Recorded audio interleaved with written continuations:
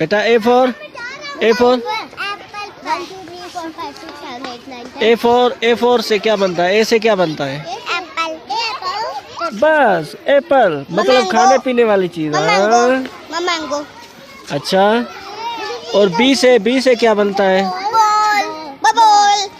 मतलब खेलने वाली चीज। और सी से क्या बनता है जी? बिल्ला। सी से बिल्ला, कैट बनता है ना। और डी से क्या बनता है? Dog is a very danger dog, है ना। चलें जी, पाकिस्तान बताए ना, पाकिस्तान जिंदाबाद। कौन नारा लगाएगा जी? पाकिस्तान जिंदाबाद। वाह वाह वाह वाह वाह, ये जी बड़ा होशियार लड़का है जी, माशाल्लाह।